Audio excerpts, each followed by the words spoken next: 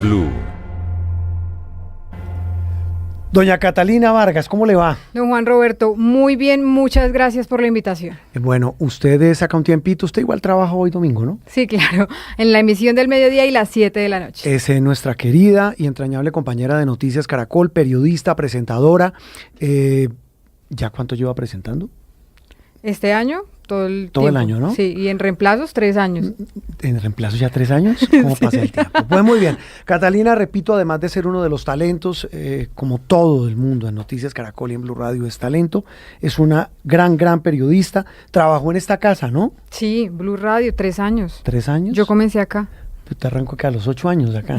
No, a los 20. Bueno, muy bien. Catalina Vargas, gracias por acompañarnos. Y va a estar con nosotros mientras se recupera doña María Camila Roa, que está, ojalá, pronta recuperación a Roa. Muy bien, y comenzamos. Hablamos de noticias de una semana muy agitada.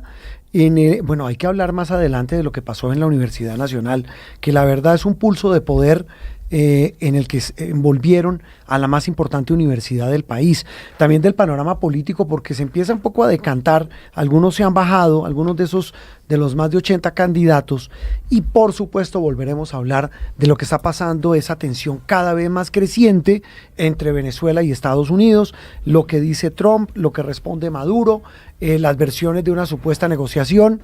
Pero más allá de todo eso, la entrada de aviones, no a territorio venezolano, aviones estadounidenses, pero sí muy cerca de las costas venezolanas. Pero hablemos de lo que nos interesa inicialmente, Catalina, y televidentes y oyentes, y es lo que está pasando otra vez. Es que pareciera que no deja de pasar lo que ocurre en el departamento del Cauca. Muy grave la situación. Esta semana la violencia se ensañó de nuevo con el Cauca. No es que haya parado en algún momento, pero lo de esta semana pues otra vez pone un punto muy alto y muestra esa vergonzosa incapacidad del Estado para frenar a los grupos violentos. Sí, señor, esta semana el departamento del Cauca vivió una de sus jornadas más tensas en materia de orden público, Juan Roberto. Varios hostigamientos en diversos municipios de este departamento, un asesinato y además el secuestro del reconocido cantante de música popular, Giovanni Ayala. No, el hijo. El secuestro de Miguel Ayala, sí. El hijo de Giovanni Ayala, Catalina, se convirtió en otro de los temas, en otro de los hechos lamentables de esa violencia sin fin. Él es otro de los rostros. ¿Sabe a mí qué me impresionó? Ver en las casas, en varios caseríos, en varias veredas, en cabeceras municipales, las huellas de la guerra. Balazos, roquetazos, uso de drones y repito, independientemente de lo que esté haciendo la fuerza pública, que sabemos que hace un enorme esfuerzo, pareciera que ninguno de esos es suficiente para controlar esa embestida de los grupos violentos. Jorge Mantilla, investigador y especialista en conflicto armado, nos atiende a esta hora de la mañana de domingo. Don Jorge, un gusto saludarlo. Buenos días, Juan Roberto, un gusto saludarlos, un saludo para Catalina y para todos los oyentes. ¿Uno cómo puede describir esto, lo que está pasando en el Cauca? Es que uno diría, ¿qué hay de distinto frente a lo que usted y nosotros hablamos recurrentemente aquí en estos micrófonos cuando hablamos del Cauca? ¿Hay alguna diferencia o simplemente es una continuidad y un círculo vicioso de una violencia sin fin? No, yo creo que lo que hay, pues desde luego tiene que ver con los antecedentes que sabemos que hay de estas ofensivas, de estos ataques, digamos, la simultaneidad de los ataques a diferentes municipios, la cercanía cada vez sobre la carretera panamericana, que es una carretera neurálgica del suroccidente del país, y además de eso una combinación muy compleja que yo creo que vamos a ver de aquí a las elecciones y tal vez en los próximos años, que es esta combinación del uso de drones con ataques con explosivos y también azonadas e instrumentalización de las comunidades. Y por supuesto eso genera unos desafíos y unos retos muy específicos y complejos para la fuerza pública en terreno.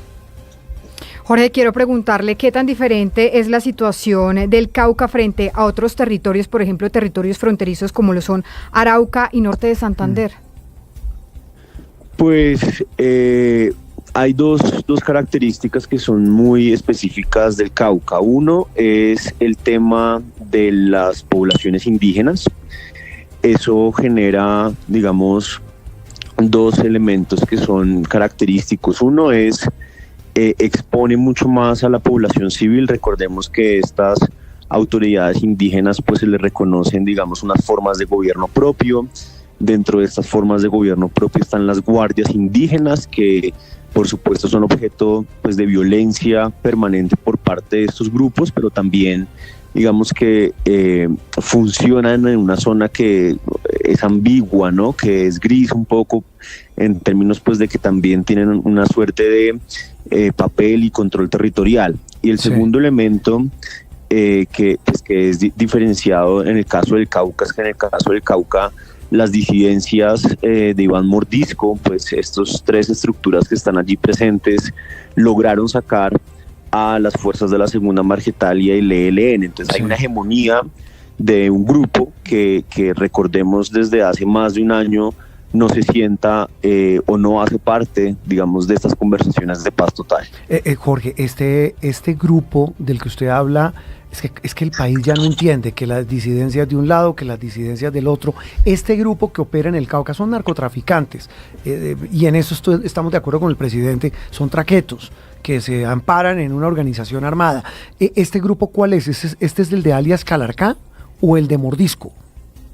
Bueno, se supone que estos, digamos, la Jaime Martínez, la Patiño, son estructuras que hacen parte del Estado Mayor Central, es decir, de lo que quedó bajo el mando de Iván Mordisco.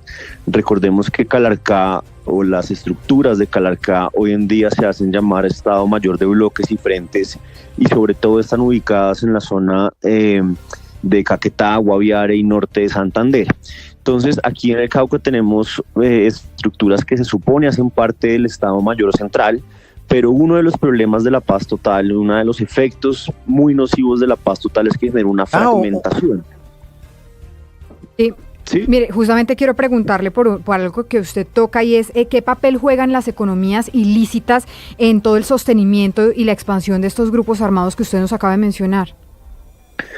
Pues el Cauca es un enclave cocalero, digamos, como uno de los más importantes. Toda esta pelea por el cañón del Micay, sobre todo también que es una salida al mar, pero además aquí tenemos un fenómeno que es el tema de la minería ilícita de oro, también en el caso del Pacífico, y unas estructuras armadas que sobre todo se alimentan también de la extorsión.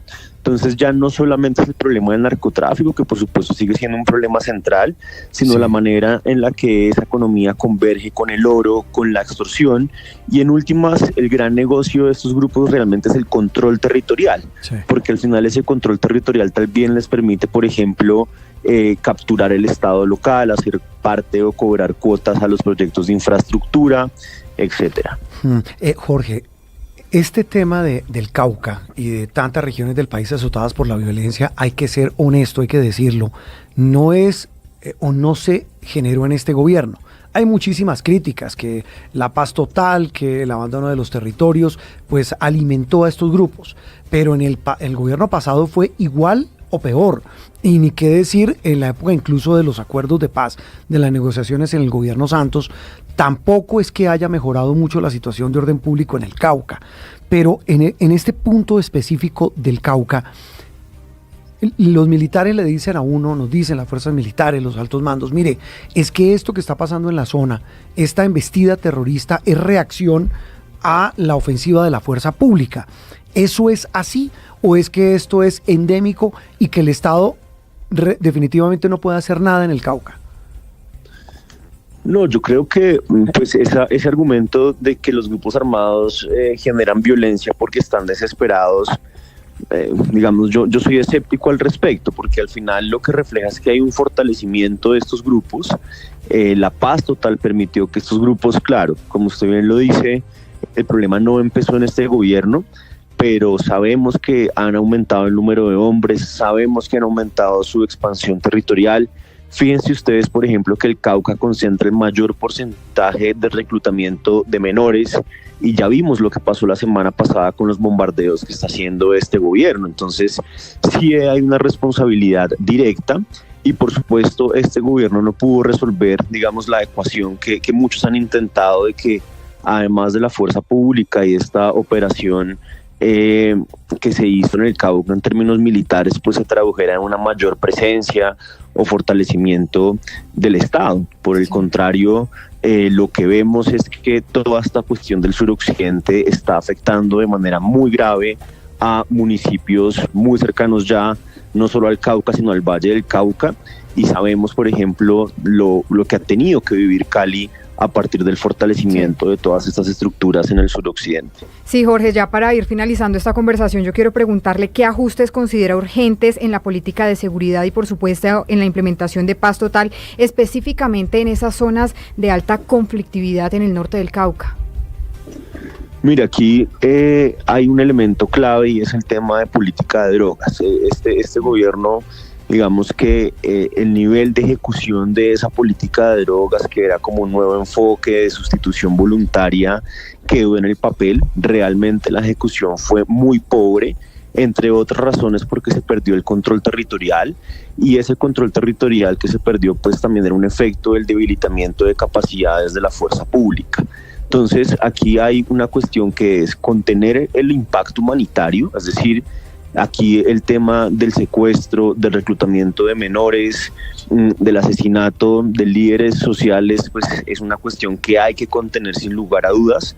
Eso tiene que estar acompañado también de unos diálogos pues muy honestos, digamos, con estas comunidades que viven de las economías ilícitas, y desde luego pues la ofensiva militar no va a quedar en nada si no se acompaña pues de una presencia mucho más sostenida por parte del Estado. Pero pues una de las características de este gobierno, como todos sabemos, fue la improvisación, la altísima rotación de funcionarios, lo cual pues al final hizo que los planes fueran muy intermitentes y no se pudieran lograr los objetivos. Le quería insistir antes de terminar, Jorge, ¿qué tan contundente ha visto usted en la acción de la fuerza pública en el Cauca?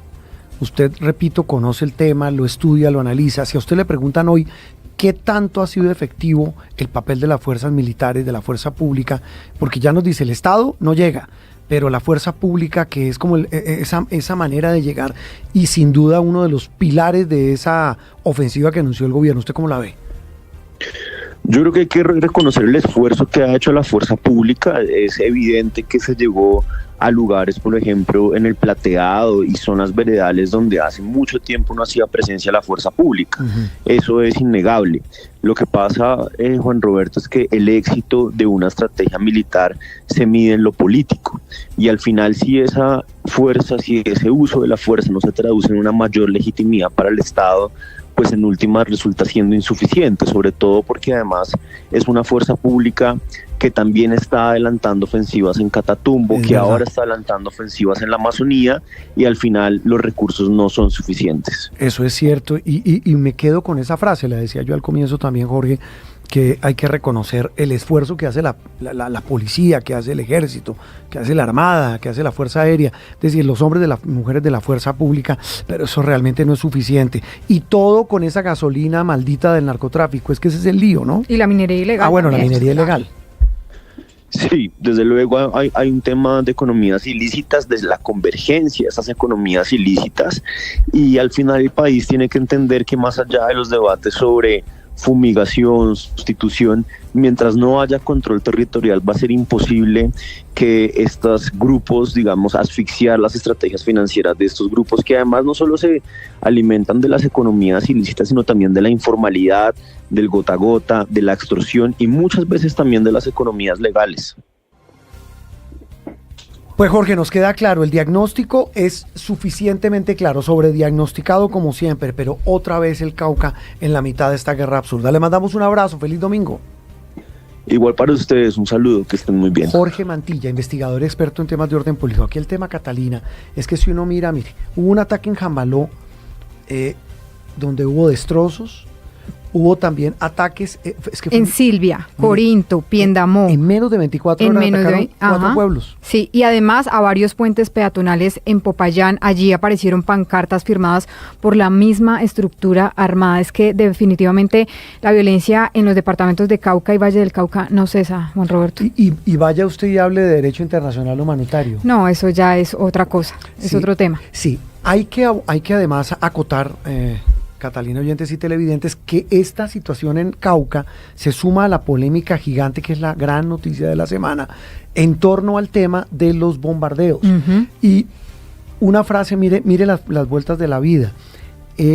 Se planteó una moción de censura en el Congreso contra el ministro de la Defensa, Pedro Sánchez, por parte de varios congresistas, incluso con apoyo de algunos de la coalición de gobierno, por el tema de la muerte de los niños en los bombardeos. 15 menores de edad, según datos confirmados por parte de Medicina Legal. Y la Defensoría del Pueblo. Sí, bueno, Medicina Legal y la denuncia recibida por la Defensoría. Pero una frase de un congresista del Centro Democrático, el señor Uzcategui, que dijo lo siguiente, dijo, pues la verdad el Centro Democrático no va a apoyar esta moción de censura porque, imagínense, llevamos 3 años pidiéndole al gobierno mano dura contra los grupos criminales y cuando la aplican le caemos encima al ejército. Exactamente. En medio de todo realmente es de las frases que llaman la atención porque es el partido de la oposición. Pero además, Juan Roberto, hay que recordar que diversos sectores han criticado también esa estrategia que ahora está usando el gobierno del presidente Gustavo Petro y la inteligencia militar que se ha usado, asegurando que como no funcionó la estrategia de la paz total, entonces ahora sí usemos los bombardeos, como por ejemplo en el departamento de Arauca. Claro, el ministro de la Defensa, Pedro Sánchez, y los miembros de la cúpula militar, pero el ministro que estuvo defendiendo la postura del gobierno, por supuesto en el Congreso, y lo hizo también en medios de comunicación, pues él dijo, mire, es que quien toma un arma es un combatiente. Ese debate se había dado en el gobierno pasado, en el de Iván Duque. Con Guillermo Botero. En ese gobierno, los que hoy están en el poder tumbaron al ministro Botero diciendo que ese argumento no era suficiente. A esta hora de la mañana, precisamente para hablar de este tema, consultamos a